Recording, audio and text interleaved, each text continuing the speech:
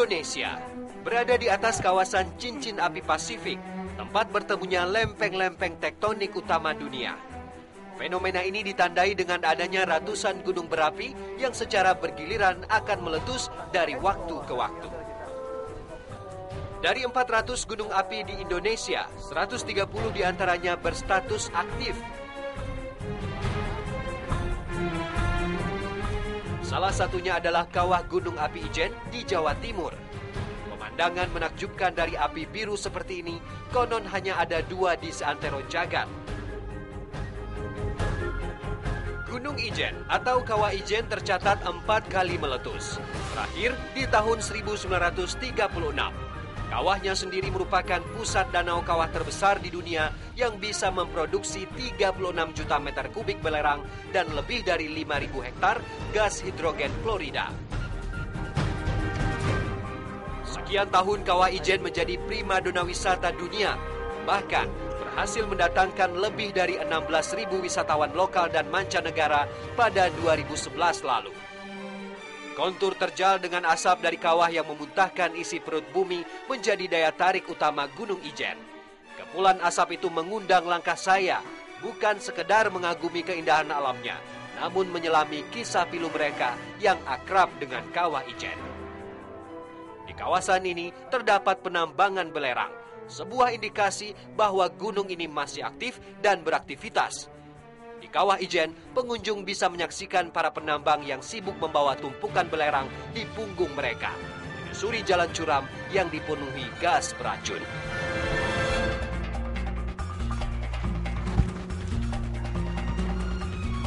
Kawah Ijen sudah cukup ternama sebagai salah satu tujuan wisata kelas dunia.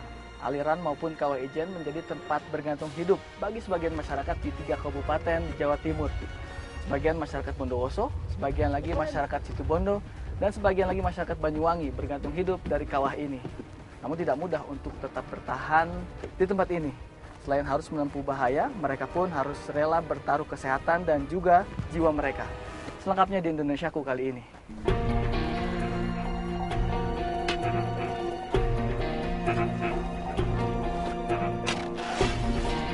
Tempat pengambilan belerang terdapat di dasar kawah sejajar dengan permukaan danau. Kepulan asap kuning tebal dengan bau menyengat tak mempan untuk menghentikan aktivitas mereka. Bongkahan kristal kuning inilah yang mereka incar. Uap belerang yang tercampur air dan membeku adalah harta bagi penambang. Tak mau ambil resiko keracunan, saya pun mengenakan penutup hidung. Namun tidak demikian dengan pekerja. Penambang sudah terbiasa dengan pekatnya asap belerang. Sesekali mereka menggigit kain, namun tak mempedulikan udara yang masuk lewat hidung. Penambangan belerang dimulai 45 tahun silam dan dimanfaatkan untuk beragam kebutuhan seperti pembersih, kosmetik, hingga bahan peledak. Kekuatan fisik benar-benar diuji untuk menjadi penambang belerang di sini. Panas dan asap tebal sungguh tak mudah untuk dihadapi.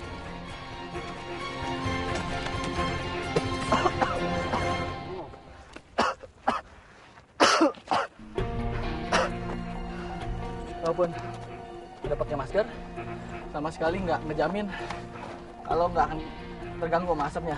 Dan ini harus dilakukan oleh setiap hari penambang di daerah sini.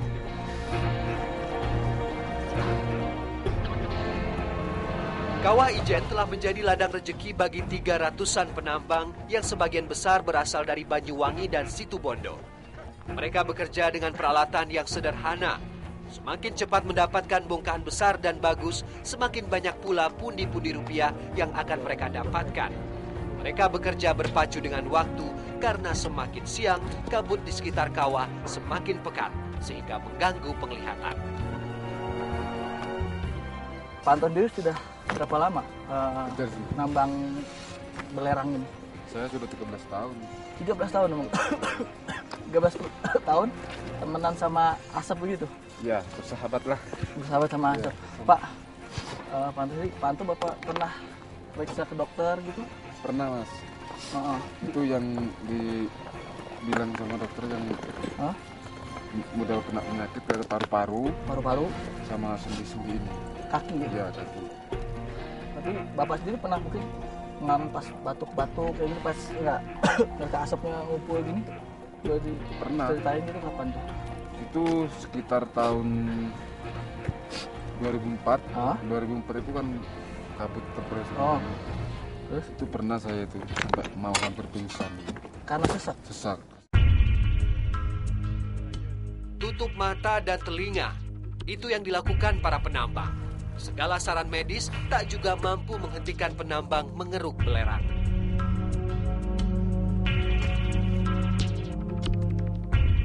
Setelah menemukan beberapa bongkahan kuning, kami siap membawanya ke pengepul. Aroma rupiah yang semakin dekat mengalahkan aroma pekat belerang. Ini batu yang tadi kita ambil. Sekarang kita coba angkat ke atas bukit sana.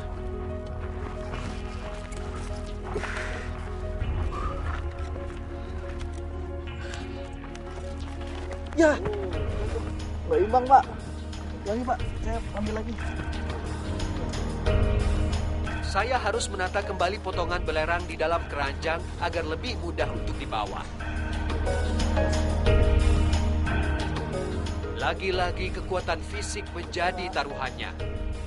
Selangkah demi selangkah demikian terasa ketika membawa belerang menaiki bukit terjal. Napas yang masih tersengal karena asap belerang harus bekerja lebih keras untuk menaiki bukit. Konsentrasi dan sabar adalah syarat utama membawa keranjang penuh belerang.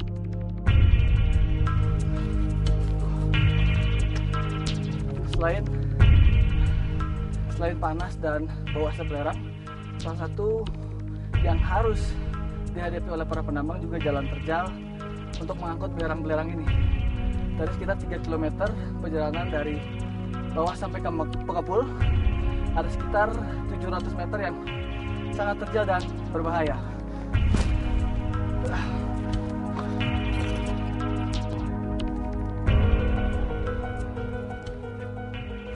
Belum lagi cuaca buruk dan asap yang seringkali membuat perjalanan terhenti. Sekali membawa bongkahan belerang ini saja sudah begitu melelahkan. Tak terbayang para penambang yang harus melakukan ini setiap hari. Punggung kuat para penambang seolah menjadi saksi bisu kerasnya hidup mereka. Sendi-sendi lutut pun ikut dibuat kerja keras mengangkut berkilo-kilo belerang.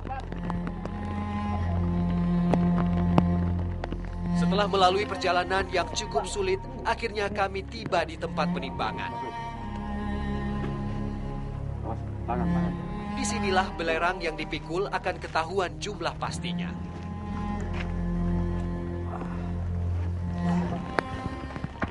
Saya pikir udah paling berat sendiri, tapi ternyata beratnya cuma 32 kg. Sedangkan bapak-bapak ini yang lain bisa 60 sampai 70 kilo satu kali angkut.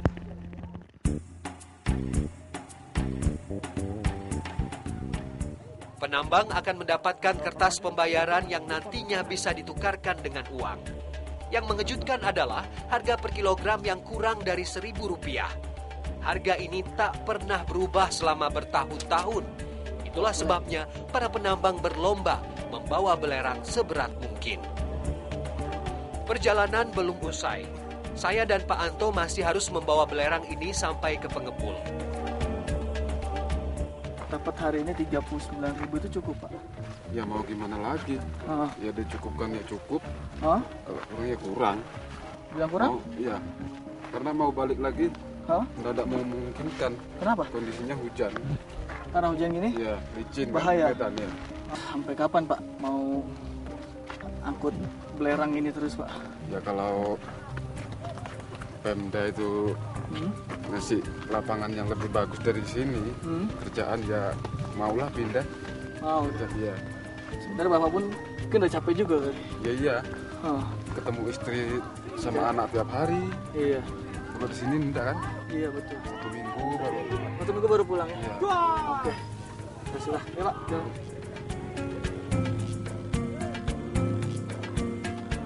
Bekerja sebagai penambang belerang membuatnya harus menginap di kaki gunung dan baru pulang setiap 1 minggu. Perjalanan hampir 3 km yang luar biasa berat dengan beban di pundak. Di sini belerang yang sudah ditimbang sebelumnya akan ditimbang lagi oleh pengepul. Ya, beginilah ukuran kepercayaan perusahaan dan pekerjanya. Dalam sehari ada 3 kali waktu penyerahan belerang di pengepul. Namun beratnya medan dan jauhnya jarak pengambilan membuat penambang hanya bisa mengambil paling banyak 2 kali dalam sehari.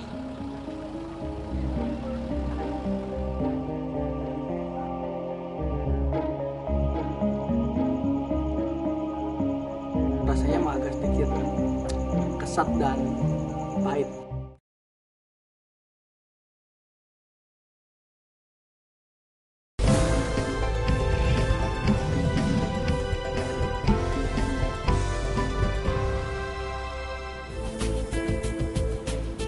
Tetesan belerang Kawah Ijen tak berhenti menjadi bongkahan saja, namun mengalir jauh ke pantai utara. Salah satunya melintasi Sungai Banyu Putih di Desa Bantal, Situbondo. Aliran belerang yang sudah tercampur di beberapa anak sungai ini memang terlihat biasa saja. Namun, jejak-jejak belerang masih melekat di tepian dan permukaan sungai. Warna bebatuan yang mencolok dan tak seperti sungai pada umumnya. Dan di sepanjang tepian sungai banyak kegiatan masyarakat. Ya, sudah sejak lama warga beraktivitas di pinggir sungai. Sebenarnya mereka tahu sungai ini tercemar aliran belerang Ijen. Lebih dari 1.700 kepala keluarga atau lebih dari 5.000 jiwa menggunakan aliran sungai ini setiap hari karena tidak punya pilihan lain.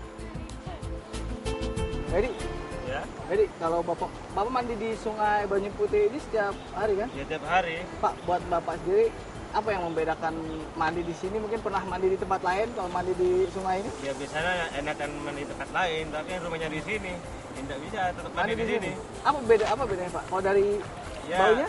tidak betah di sini tuh, airnya itu pahit belirang, itu gatal-gatal terus. Gatal-gatal kerasa gitu ya Pak? Iya. Tapi dari mana pun tak mandi kan rasa bau manusia itu. Agak bau juga ya? Iya, agak bau-bau juga. Ini batu-batunya sudah merah. Tidak belirang, itu menyentuh belirang. Memang batunya aslinya memang tidak seperti warna ini. Namun karena memang ada endapan belerang, ya inilah contohnya memang Tidak begitu ada banyak yang bersih belerang. di sini kan? Oh. Bapak pernah minta mungkin sama pemerintah biar dikasih air yang lebih bagus, itu udah pernah minta atau Iya, pernah minta dulu. Oh. Terus ada tanggapan atau Tidak ada sekali tuh. nggak ada tanggapan sama sekali? Tidak ada. Pernah minta untuk dikasih air bersih, Iya, minta. jadi terpaksa tetap pakai ini terus ya? Pakai ini. Sifat belerang sangat merusak dan terjadi dalam jangka waktu yang lama. Dikatakan perih atau dikatakan korosif terhadap kulit, itu adalah bentuk SO2 yang nanti dengan air berubah jadi SOH2SO4 atau asam sulfat. Di mana asam sulfat itu suatu asam yang keras yang dia akan bereaksi banyak logam atau dia membuat korosif dari batu-batuan, katakan marmer pun akan rusak dengan H2SO4 yang lazim kita sebut hujan asam. Lah kalau benda-benda yang seperti itu saja rusak, bagaimana dengan kehidupan katakanlah tumbuh-tumbuhan maupun manusianya? Dan seperti yang dikatakan oleh Mas tadi bahwasanya terasa perih, terasa gatal-gatal atau nyeri di kulit, itu adalah akibat dari asam sulfat. Tidak sulit menemukan warga yang bergantung pada aliran sungai yang tercemar belerang ini.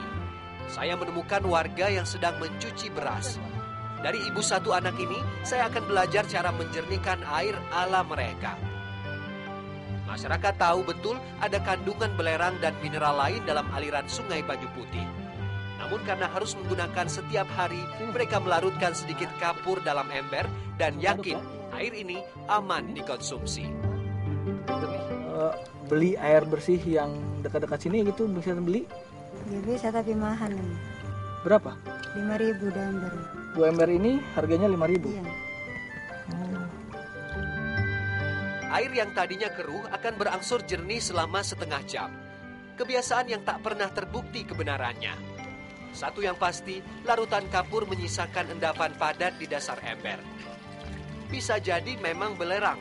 Bisa jadi hanya kotoran lain dan asam belerang masih terkandung dalam air. Setelah menjernihkan air, saya cukup penasaran dengan beras yang dicuci di aliran sungai.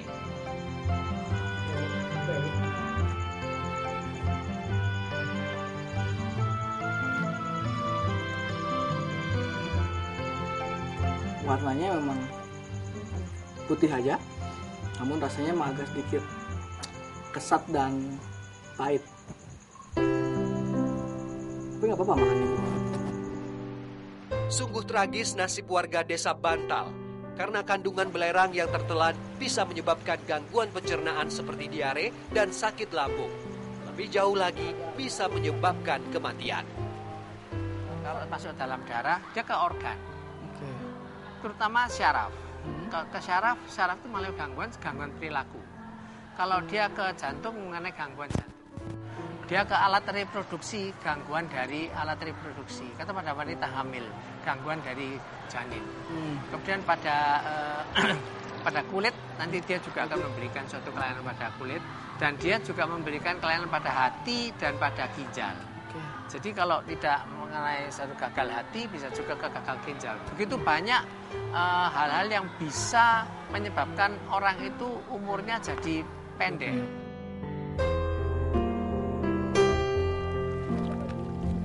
Kalau jagung? Jagung mati tuh.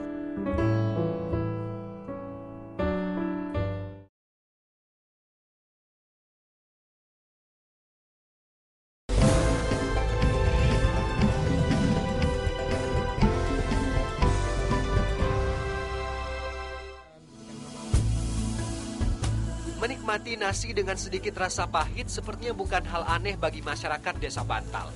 Karena sawah dan kebun di sini juga memanfaatkan aliran sungai Banyu Putih. Selain melintas ke laut, ternyata ada sebagian air sungai yang mengaliri persawahan. Menggunakan air sungai yang tak sehat bukan tanpa resiko. Petani desa Bantal sudah cukup kebal dengan kerugian akibat air yang tercemar. Namun bagi mereka lebih baik mencoba daripada hanya berdiam diri. Berharap bisa memanen sedikit hasil dari sawah tak sehat. Ada pengaruhnya nggak sih Pak, air dari Banyu Putih itu efeknya apa ke tanaman padi Pak? Banyak sekali. Masalahnya kalau misalnya terlalu banyak air, ya mati seperti ini. Ini terlalu banyak air. Ini dulunya pernah ditanamin sawah? Ya memang ini kan ada ini. Tapi ini Pak, ini mati, nggak bagus? Ya gara-gara air itu. Gara-gara kebanyakan air. Oh, umurnya sama ini sudah? Tapi Nah, ini lebih muda ini. Lebih muda, tapi nggak bagus hasilnya Pak? Iya, hasilnya tidak bagus. Nah, apalagi selain gampang mati, terus? Ya terus jagung gitu. Kalau jagung? Jagung mati tuh. Apalagi kalau sudah apa itu, misalnya kita menyiram ya, istilahnya itu kalau nurap gitu ya. Misalnya sampai tinggi itu, sampai tinggi. Melebihi tanamannya? Dari tanam mati itu pasti. Pasti mati. Pasti ya, mati. Kalau air hujan gitu? Enggak. Kalau...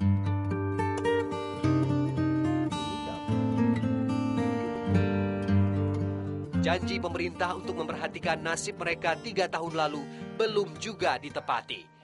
Janji Waduk Samir yang menampung air bersih hingga kini masih jadi mimpi. Sampai sejauh ini Pak, tanggapannya Pak sudah ada atau belum dari pemerintah sendiri Bapak meminta perhatian seperti itu? Dari pemerintah ini masih belum ada tanda-tanda yang jelas ya. Cuman akan diperhatikan dan selalu akan diperhatikan, tetapi sampai pada hari masih belum. Berpangku tangan bukan kebiasaan masyarakat desa Bantal. Janji pemerintah masih terus mereka harapkan, namun hidup harus terus berlanjut. Dan selama itu pula, masyarakat desa Bantal hanya bisa bertahan dengan air yang sudah tercemar.